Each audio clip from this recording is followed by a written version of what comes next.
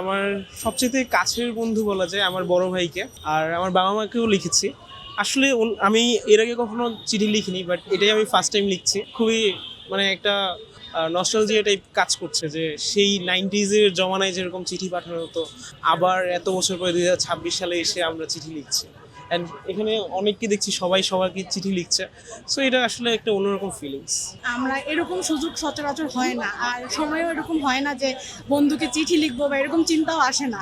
হুট করে যখন এরকম একটা ব্যতিক্রম ধর্মী একটা আয়োজন হলো, তো আসলাম, লিখলাম, একটা অন্য রকমের অনুভূতি, অনেক ভালো লাগতেছে। যে কোনো একটা সম্পর্ক গড়েই ওঠে পারস্পরিক আস্থা, বিশ্বাস, আন্তরিকতার উপরে।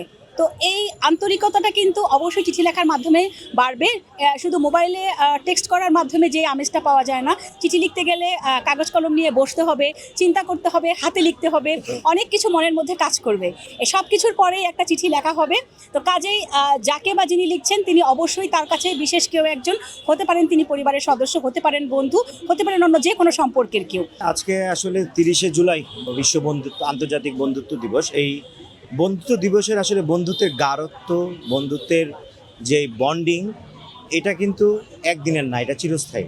এবং আমি যদি আমার কথা বলি, আমি ক্যাডেট কলেজে পড়াশোনা করছি। আমার ক্যাডেট কলেজের যে বন্ধুরাদের সঙ্গে আমি আমার শৈশব কৈশোর কাটিয়েছি, তাদের সঙ্গে এখনও আমাদের সেই আগের সম্পর্ক কিন্তু রয়ে গেছে। আমাদের যেই সময়, সেই সময় আমরা একটা চিঠির যুগের মানুষ। আমাদের নিয়ম ছিল যে আমরা প্রতি সপ্তাহে আমার বাবা মার কাছে চিঠি লিখবো।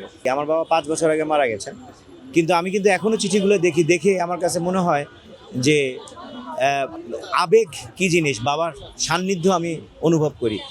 আজকে 50 বছর পরেও আমি কিন্তু আমার সেই সময়কার চিঠিগুলো যখন বের করি, আমি আমার পুরাতন সেই সময়ে ফিরত যেতে পারি। তো এই আবেগগুলোকে মানুষকে শেখানোর জন্য এবং আবার মানুষকে চিঠিতে মানে ফেরত নেওয়ার জন্য, ডিভাইসের উপর নির্ভরতা মানুষের ভিতর থেকে কমানোর জন্য আজকে আসলে এই আয়োজন।